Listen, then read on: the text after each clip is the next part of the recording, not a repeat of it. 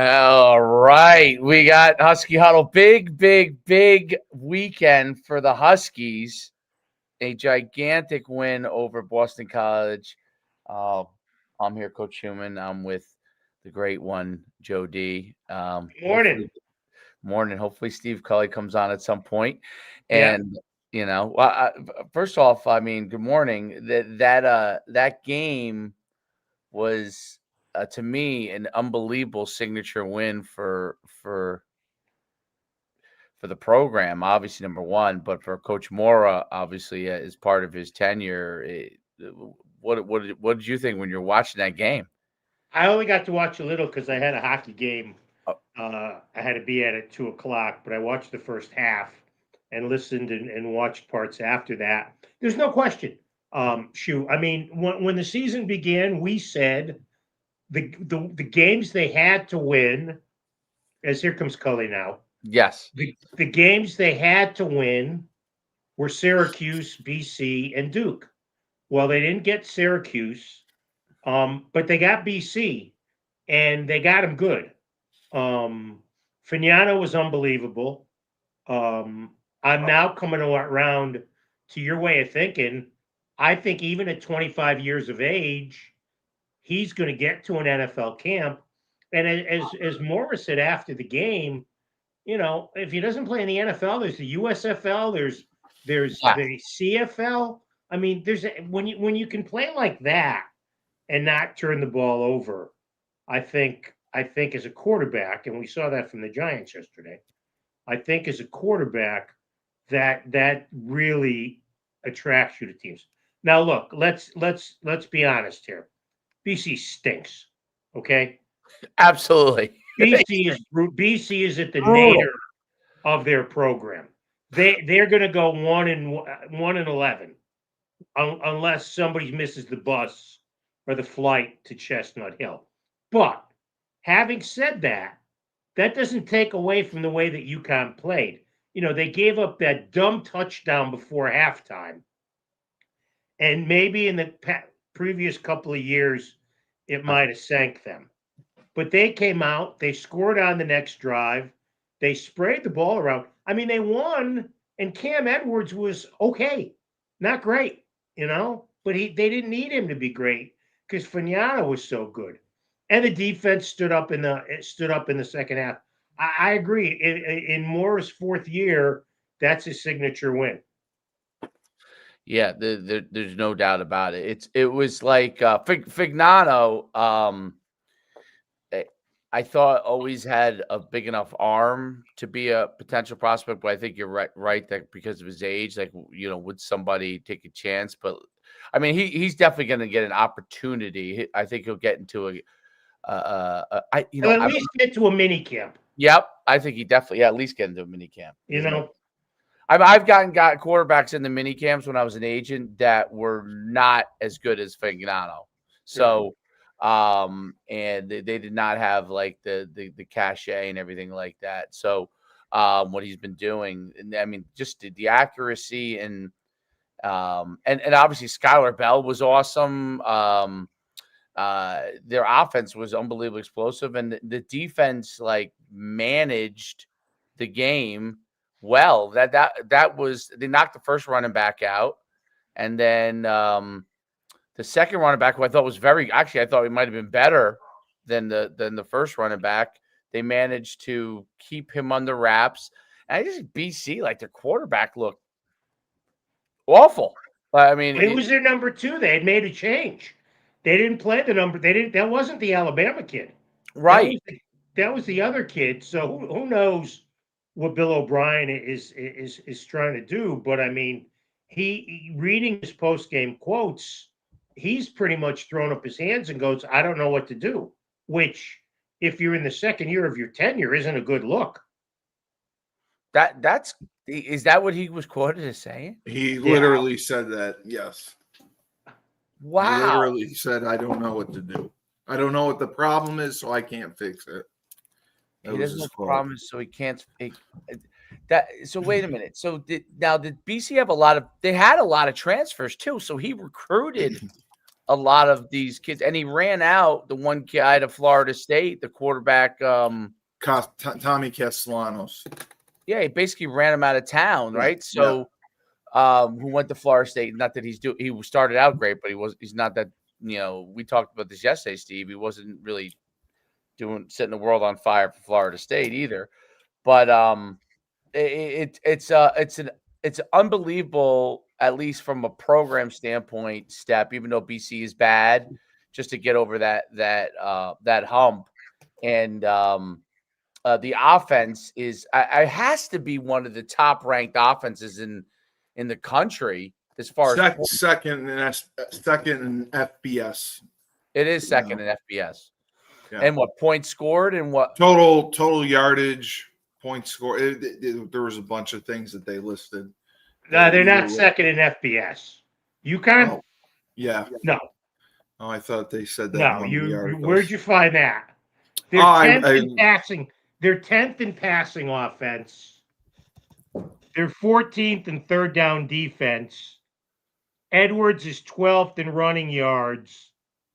Finiano's 18th in touchdowns, 11th in yards. Bell is 5th in touchdown receptions and 4th in yards. But no, they're not. They're not second in FBS. That's wishful thinking, Steve.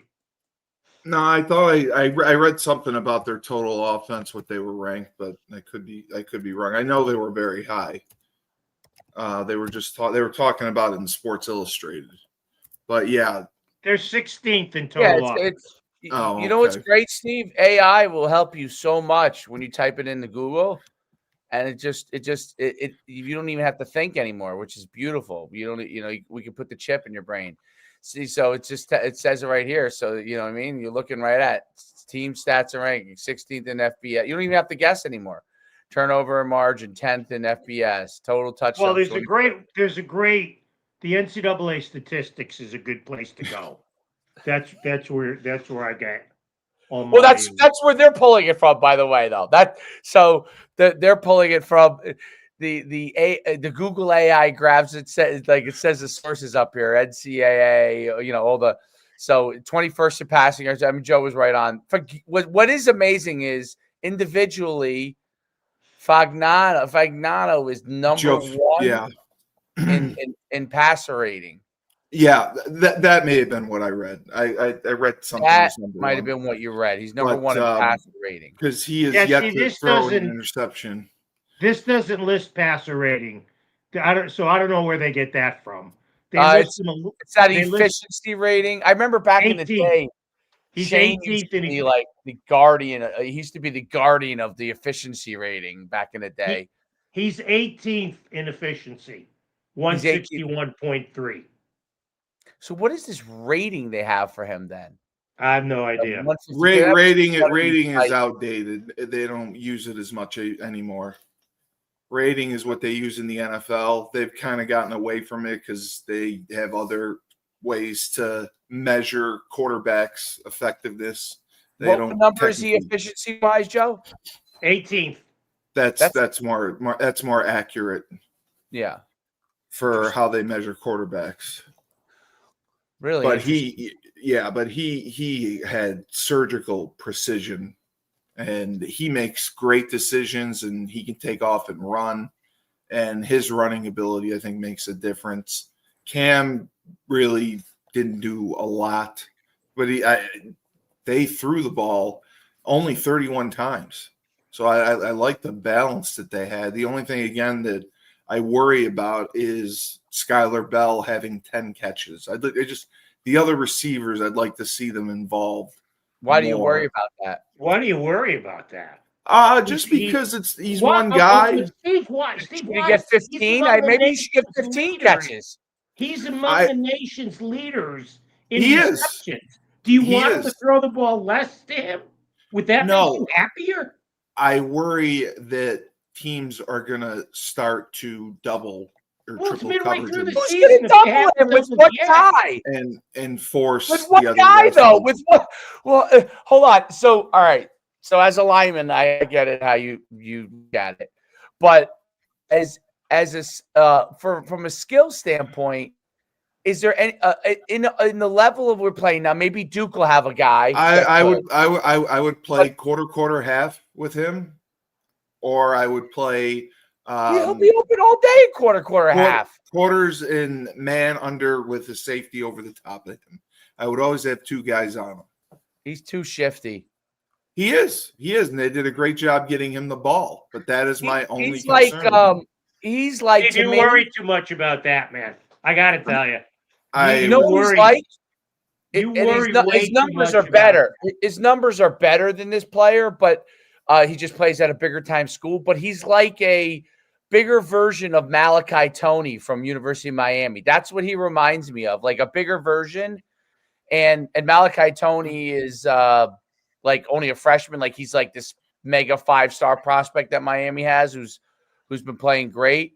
But Skylar Bell's second in the country in receptions. Oh, I know. He's blown away his numbers from last year already. He's ahead of guys like Jeremiah Smith. Yeah. And Tyson from Arizona State. If he can keep it up the production and we can keep giving him the ball, I have no problem with it. He's a pro, by the way, in my opinion. I agree. Coach Gordon did a great job moving him around. You saw him moving him in the backfield and getting him the ball. They put him in motion a few times. They had him in the slot. They had him out wide. They had various ways of getting him the ball, and I thought that was helpful because then they can't get you worry too much. I do. I don't think I hope he can keep up this production. They're winning. They're 5. I know they are. I know 5-2. They just beat the shit out of Boston College. I literally agree. could be 7-0 if we didn't make a couple of early mistakes. Like I agree.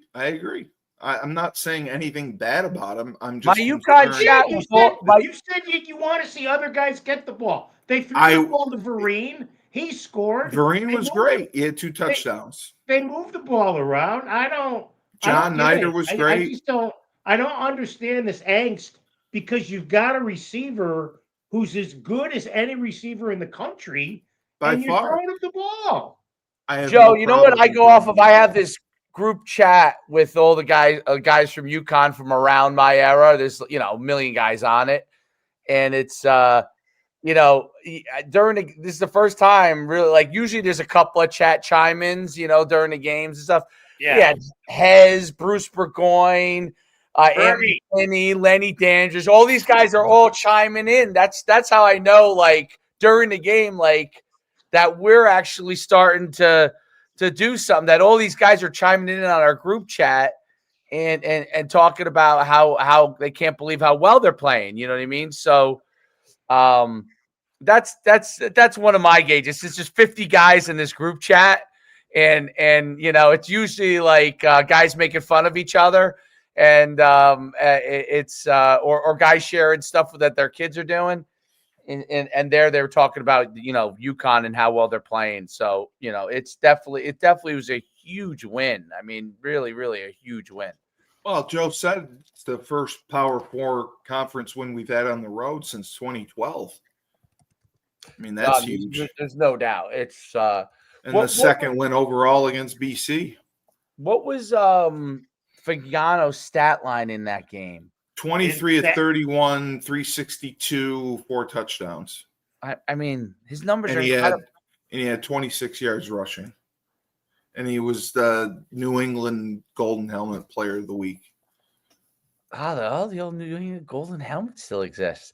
He only got sacked once. He went back only got sacked once. Times, and he only got sacked once. That's that's amazing. His performance, and they weren't paying him until this year, probably. He was in and out last year until this year. Yeah, they kept trying to give the job back to Evers, and every time Evers got hurt. No, he played almost all of last year. No, he did. Well, you just said they tried to give the job back to Evers, man. Well, every time Evers was healthy, he came back as a starter. We got to deal in facts. We can't deal in revisionist history. Okay. uh, his season numbers are He had unbelievable. he had 1,500 yards passing last year and 20 So I'm saying touchdowns, his and numbers 6 this of them year. came He's in the got Merrimack game. He's got 1,918 yards and 15 Yeah, touchdowns and 0 interceptions. he's one of the only quarterbacks in the country with 0 interceptions. He's the only guy I see on this top, at least the top, top 50 guys He was, when I had looked, he was one of like 4, in the and country. he could be the only one now that doesn't have a turnover. Now, he's just been phenomenal with his What does that decision tell you making. about recruiting and how important it is to get to really get to know these guys? The other guy that's like Fagano around the country is this kid from North Texas who never hasn't thrown a pass since he was until this year, since he was a freshman in high school. Yes, in North Texas. Yeah, he was a big. Yeah, I read about that. He's kind of has like similar numbers to And Fagnano, they're but even he's close. thrown 3 interceptions. So, yeah, North Texas is still in the race for the AAC, aren't they? yeah, they have a great have Yeah. a great team. Yeah. I mean, it's that second level, but I wouldn't have believed with Cam having 57 yards rushing that we would have taken this over with only 100 yards rushing. But Joe he had surgical precision, and I mean that play to Juice Vereen where he was wide open, they just didn't cover him. He was out of the backfield. They motioned him in the backfield, and he ran that deep dig route, and he was wide open. And that was the touchdown they scored. I mean, the second half, they just blew their doors off. They came out a different team. And I thought, just like Joe said, when they scored at the end of the half, BC, I thought that was when the wheels were going to start to come off for us. And then we come out and get the lead back, never relinquish it. Yeah, I mean, it was an impressive performance. And it was close. Yeah, I mean, they kicked that field goal. That was the last time it was close. They scored every time they got the ball back, they scored 2 touchdowns, and that was huge. And then, Parham got 2 sacks again, 2 TFLs, 9 tackles. He has been unbelievable. Yep. Omar, was he a starter, full-time starter last year? No, he's the Penn State transfer. Oh, okay, yeah, because I didn't recognize the name. Okay. He's the Penn State transfer. And let me go back because I was looking at numbers and stuff. You mentioned I want to go back to Fagnano. The only reason Fagnano came here was because his former head coach was here. It's not. They didn't. Let's not throw roses. Let's not throw roses where they don't deserve to be thrown. The only reason Fagnano came. Oh, you're saying recruiting wise? He was the last of Randy's guys. What do you mean, Randy's guys? Didn't Randy bring him in 2021? No, the offensive coordinator was Nick Charlton, who was his coach at Maine. That's the only reason he came here. Okay. That's the only reason he came here. Right, because he came in 2022. And then he got hurt. And that's why he had the extra year. Interesting. So he really wasn't Jim Mora's recruit. It wasn't his guy. No, that's why he Skyler started. Was, though. He nailed it on Skyler. Yes. He nailed it on Skyler. He nailed it. I mean, look, he's nailed it on a lot of other guys. Yeah. Vereen looks like he might be pretty good. I mean, he's starting to get better. Yeah, I like what they're doing with him. It took a while. It took a little while. Figure out how to use him. Yeah, but he's definitely. I mean, obviously, Cam Edwards must be his recruit. Yeah, Cam's a junior. I hope we can keep a lot of these guys. I know it's going to be tough trying to keep. Is Skyler a senior? Yeah, Skyler's a senior. Oh, he's gone. But I think Romello Murphy and Shamar Porter are good players. I think they can play the receiver position. They're not going to be difference makers like Skylar Bell is. Yeah. But of course, I mean, beyond that, it's going to be having a quarterback. You're still going to have Cam and Mel back, Rosa. So it's just looking ahead, yeah. And the tight ends, I think Hanson's back. I think Hunnick's the only one that's out. No, I think Hanson's gone. Hanson is gone. Yeah. Then they'll have Juice. Juice has 2 years. Juice is a redshirt sophomore, actually. Okay, yeah, he's gonna be good. He could be, yeah. He's really something. He is a matchup problem wherever you put him.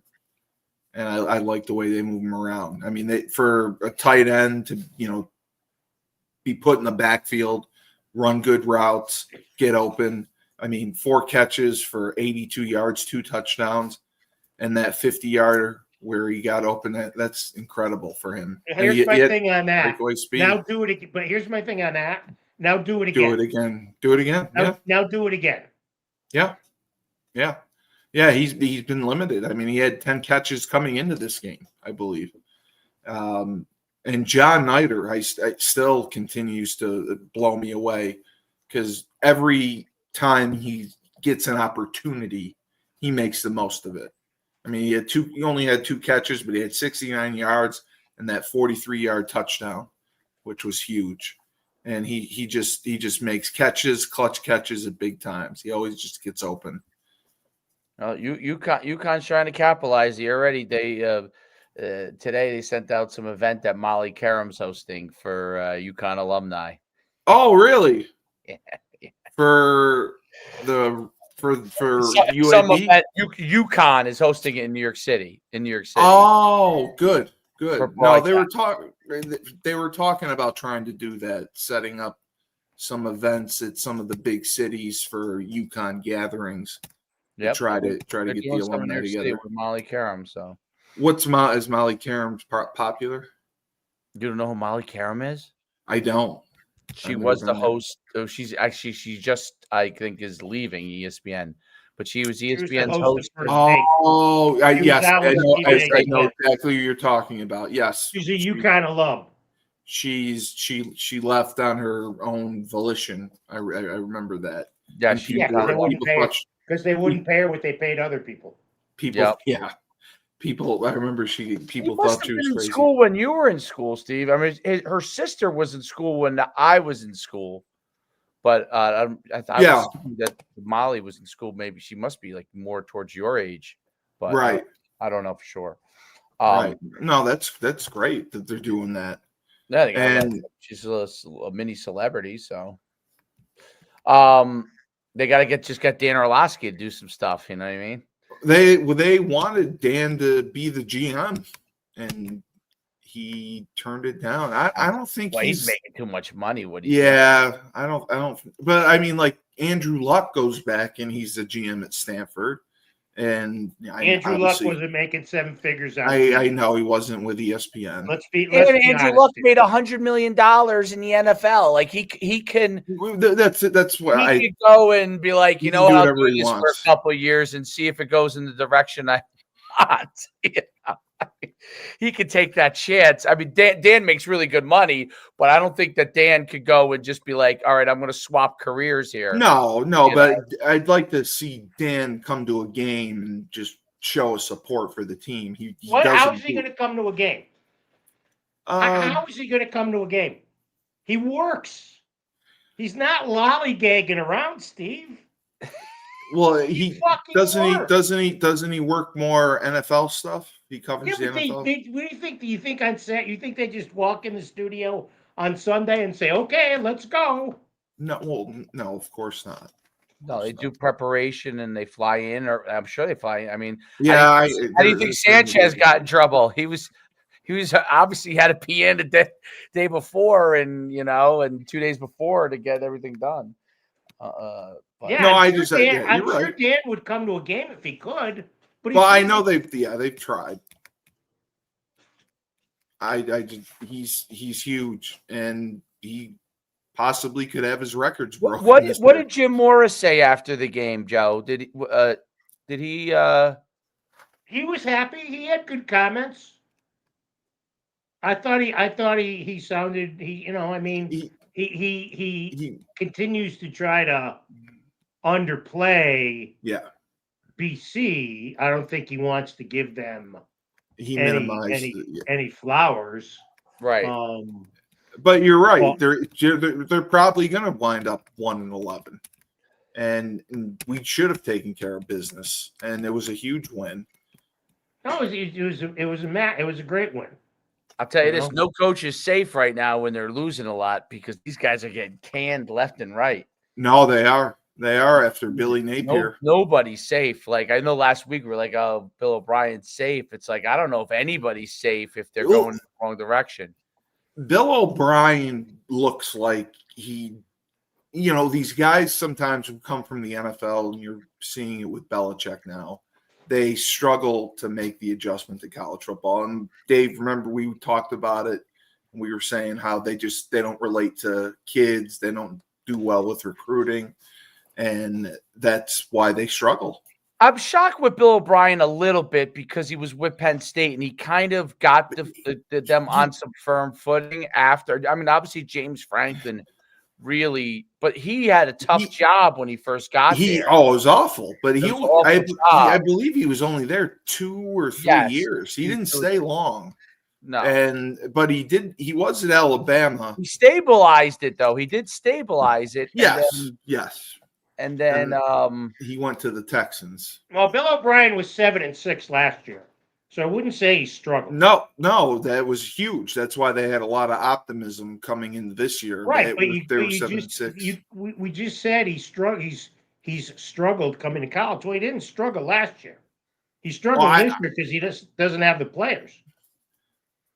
Right. And I guess that's the big thing with the portal is however you're approaching it, however you decide to approach it, you have to really have a solid, not just a coach know what he's doing, but a solid group of evaluators that really not and I'm not just talking about at like how good they are in the field. With like the money you spend. This guy do we think this guy's going to mesh with us if he's only here for a couple of years? Will he integrate in with our team? And it's I don't even know what the win percentage needs to be on transfers, but it probably has to be pretty darn high on your win percentage of those guys doing a decent job for you to be successful. Because otherwise, it probably goes the other way very, very, very quick. But I think that's the issue. Look, I mean, Dabo Sweeney doesn't have that many transfers, and it's going the other way. So,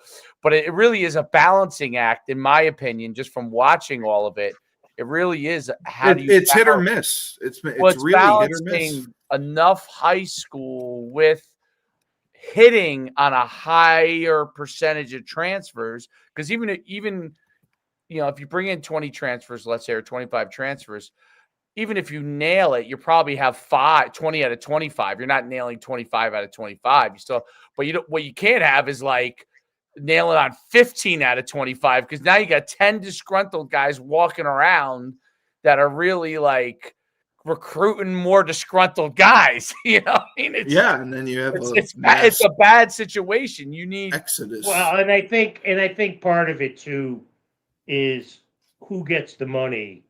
And if those people can play, if you spend the money poorly, then you're going to have disgruntled guys. But if you spend money and a guy comes in and he's Skylar Bell, then the other guys can't complain. Yeah. Right. The guy you spend the highest, and I think they spent a lot on Juice, which is good that he's turning out better, doing well. I think he was one of the other guys that they spent some real money on. From my understanding, they did, yep. So Juice. Yeah, so the fact that Juice is now starting to produce is good. Nick Evers is still the highest paid guy. Is you know what though? I think Fignano must be a great guy. I hope they gave Joe some money. He must be he's. I don't know him. I don't know. I have no inside information whether he is or isn't. The fact that the way he came up and being able to take the job and how well he's done, like he must be a guy that players want to be around as a quarterback. Yes. You know what I mean? And I see, and here's you said somebody said they hope they gave him some money. I wouldn't give him any money after last year. He was a 6th-year guy. Where's he going? Yeah. No, you're right. Who He had to above get a waiver. UConn? Who above UConn Would have in the taken college him. football pecking order, which unfortunately is almost everybody, is going to throw money at a 24-year-old seventh-year guy? I don't think Well, anybody. I mean, Villanova or Vanderbilt's the only one that has another older quarterback. But yeah, I mean, he's not going Pavia, though, the difference was Pavia actually did it at New Mexico State, led them to like a 10-2 record. I mean, New Mexico State's always terrible. That's one guarantee that New Mexico State will be terrible. Other than when Pavia was there, they were 10-2, and that's he was a 25-year-old guy that was already a proven superstar. And that's how he ended up in that area, because he was what he did at New Mexico State, So I mean, and then obviously did it last year, right? That's why that whole SEC show. That's how people found out about it. No, I don't think too many people knew other than football people about Pavia till that I think it was Netflix that show about the SEC where they're focused on Pavia. But and Joe wasn't I'll say this guaranteed to be the before you starter. go on. I'll say this about older quarterbacks, which is interesting because the NFL always tries to push these younger guys into. And Jackson Dart is doing pretty well, but like they always try to push in those guys right away. It looks like one thing about like quarterbacks can get better as they get older. Yes. Right. The maturity level, right? So maturity. So Pavia and Fagnano are a great example of that. Yep, exactly. Being older guys and being mature, they're actually adults leading younger adults. You know what I mean? And I think there's a stability that those guys bring to it, not just their performance on the field, which is obviously very good, but they bring stability, which then comes back to them being able to perform better because the other guys trust them. And that's an interesting thing. I never, because there's always this big push to play guys, early in college. Well, is Carson Beck, is he fifth year, 6-year guy? Is he? I thought he was a little bit. No, I think he's like fourth. This is his fourth. Year. And okay. He might have been a grad. I don't know if he's a grad. Because it was a surprise when he left Georgia. He got paid an insane amount of money to leave. Oh, I know. And Carson Beck was good. And as my son says it, he says, I was always a bigger fan of the guy behind him, my son says. So Stockton. So Beck was a little bit of a wild card at Georgia. A little bit. Like he was very good. He was one of these 5-star guys out of high school, but he was a little bit of a wild card. He had some moments where he would throw, errant picks, and that happened last week too, obviously. He's a 6th-year guy. Oh, he is 6th. Yeah, that's what I thought. I started in 20 at Georgia. So you just blew up my whole theory. But I mean, Carson Beck he's still considered one of the best quarterbacks in the country. Oh, absolutely. Yeah. A lot of them are getting. And he is playing against the highest level, so he could have a bad day. Exactly. He could have a bad day. And Michael Penix was older too, I believe. Michael Penix was older. Yes, yeah. I do think there is in college football today, because of transferring. Because if you get one of these older you get guys, waivers too. Like who are the transfer guys who were, been disgruntled or coming in from who are they going to listen to? Are they going to listen to a 19-year-old or are they going to listen to a 24-year-old? They're probably here's the biggest difference between Beck and Fagnano. Beck's 22. Fagnano's 25. Wow. Right. With 6 kids in a house Right. Well, I mean, Joe, he started at Maine for several years before he even came here. Yeah, no, yeah. And they only expected to. Was he originally a COVID thing? Is that where he came from for allowed to be that many years, or was it injury? Or they only a lot of it's the COVID thing. Okay. They only planned, I believe, 2022, maybe 2023, and then he got hurt in 2023. Got the medical red shirt. 2024, and then I don't know how he got a waiver to play for this year, but he did. and he got it late. I can't remember if he got it before spring practice. He played But- 26 games in 4 years at Maine. So Yeah. how he was able to come here? Well, he came as a grad transfer initially, and then he got hurt. He played 20. I'm sure he played 2022, and then he got hurt in 2023. So that's crazy how that Well, and worked he out. started 6 games last year. Right. So you were Right. right. They kind of did try to. Well, they kept trying to go back to Nick every time he was healthy. Well, and why did they do that, Steve? Because they paid him. Right, exactly. Because they paid Which him. is why the whole system is flawed. Because they wanted him to be the guy, because he was a 5-star recruit. He was at Oklahoma, and he was the golden goose they were depending on. If you told them before the season that Joe was going to come through, they would not have believed it. But I give him so much credit. The whole COVID year thing is ended now. The guys will be able to play 5 years and 4 like it used to be, and that's it. Well, they're trying to push for 5 for 5 now, and you don't have to redshirt, because they're saying that it depletes their earning power if they redshirt. They're trying to give them just 5 years total. I mean, Pavia got to come back this year because he basically sued the NCAA because of the. That's what happens. He won. If I don't even know if he won. It basically was stuck in injunction land, and the season started, I think. And what are you going to do at that point? You're going to tell him he can't play all of a sudden? Yeah, I think it was like. Well, yeah, you're right. You're right. Injunction or something, and it did. But yeah, I mean, I that's where the NCAA has a major problem, because Pavi is obviously playing, doing great. What's it to stop another guy?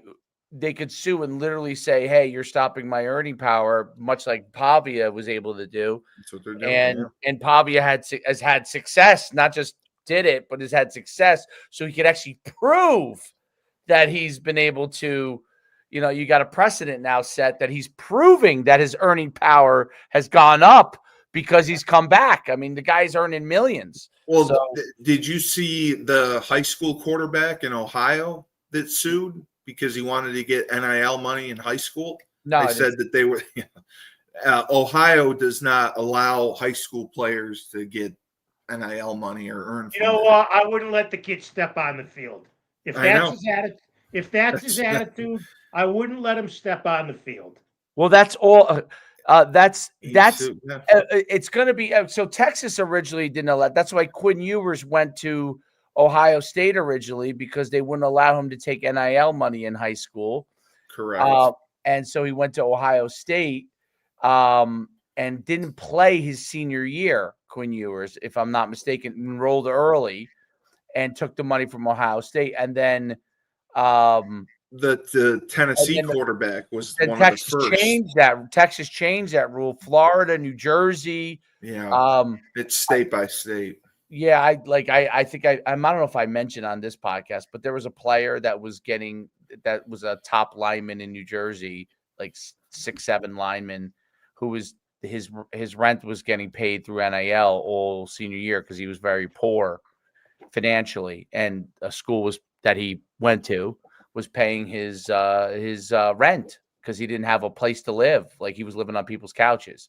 So, although that would be, I would say, a good example, a good use of NIL in my opinion. The kid had nowhere to. He literally lived on people's couches. Well, the quarterback from Tennessee who ended up leaving and going to UCLA, he was one of the first that got paid NIL money throughout his senior year in high school. Before he even enrolled. Who's that, Imalueva or whatever? No. Paid him the school that he was going to? Yeah, Tennessee paid him. And that's what happened to that kid in Jersey. The school paid him. Yeah, and then he was the one who left right before the spring game. And that's UCLA. Kid who was at UCLA now? He's at UCLA now because he wanted talking about. Yeah, he wanted $4 million, and they wouldn't pay him $4 million. So that's why he left. Watch He it, tried shoot. to. Pretty soon you're gonna have to start paying your 10-year-olds. Oh, I have to tell. This is actually funny. So this is really, really funny. So after the game, one of the parents from our team, Oh God. he goes, "Okay, the kids who scored a touchdown, I have something for you." Well, my son scored on the sneak at the 1 yard line. He's a quarterback, and he threw a touchdown pass. But the kid who scored the touchdown caught the touchdown pass. The guy, my son has $1 in his hands, and I guess he gave $1 to each. I said, "Oh my God!" I said, "His first NIL deal." There you go. There you go. He got to earn himself $1. I was laughing. My wife was like, "Oh my God." That's what you got to do. $1 for a touchdown, 50 cents for 100 yards rushing, 50 cents for a sack. I try to stay far. I try to stay away from that as much as possible with my son because he's milking me on everything else. So if he was getting paid for these athletic things, we'd have to sell our house. So, but yeah, I thought that was so funny. That was the first thing I thought of. I was like, That "Oh, is wow, great. that's That is hilarious." Well, Oh man. it's interesting how It is really interesting. It is interesting because it doesn't affect. I don't think it affects the overwhelming majority of the programs. It does affect the big time programs in a sense that they're in this crazy arms race. I don't think we're in that arms race at all. No. We're not in that level. Like we I told you the difference in spending between us and BC and NIL. What did BC spend? I didn't. No, I don't remember that. BC allegedly spent around $3-4 million, and we were at a couple $100,000, and that's why it was funny because we did it without having to spend the house and I think if brought you're in good players. That's the overall question, right? Like if you're Ohio State or any of those, you could pay and be pretty sure that the guy you're getting is the best guy. Yeah. You know what I mean? Like one of the best guys. He's going to probably produce. When you dive down deeper into the transfer portal, it has to be a huge risk if you're a middle tier program because you really don't know. Like you're not getting Carson Beck to come to your school. You know what I'm saying? Like, No. Miami got Carson Beck to come, and instantly they're in a top 10 team. Obviously, they got other guys too, but you're getting a known commodity. Like the middle tier is not getting known commodities. You're really rolling the dice.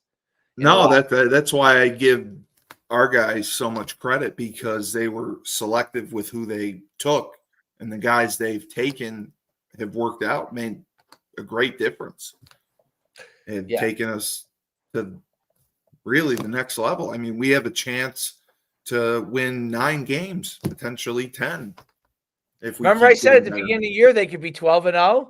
Remember that? You did. I was close. You did. Potentially close, but they're not. They lost 2, so they lost 2. That's not the case.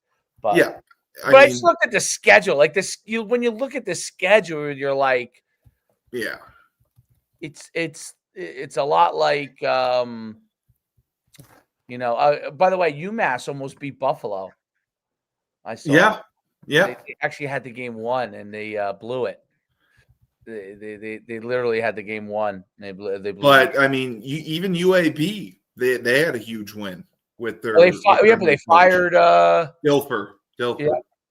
Yep. But I mean, Duke, Air Force, Florida Atlantic's awful, and Rice, UAB. Those are teams we should absolutely compete with and play well against. And then it'll be Duke and Air Force. That's what it'll come down to. If we can get one of those, that'll be huge again. You see what Christy wants Joe D. We need a new field. I don't even know. I don't know much about field hockey or men's soccer, but are they not good this year or something? Or no, soccer's fine. I don't know what the hell he's talking about. Oh, is field hockey soccer? good? Men's soccer is fine. Chris, by the way, if UConn went 12-0, they wouldn't get a sniff in the college football playoffs. So that was a dumb take by you. Dumb. No, What they would still only be if they were 12-0. They probably still would only be like 20th, something like that. yeah. If Syracuse ended up having a good year, yeah. If the losses they had, now? What are they? Syracuse is off the rails Awful? because their quarterback got hurt. Yeah, that's what everyone's talking about here. Because the backup quarterback is they haven't been able to do anything. Mm. And I can't remember if we were their last win or they won one more after us. I think they had 3 wins on the year. But BC's only win was against Fordham. That's the complaint. I mean, they haven't beaten an FBS program all year. They have or haven't? They haven't, no. And the AC, and you're right, because they won 7 games last year. There were higher expectations going into this year.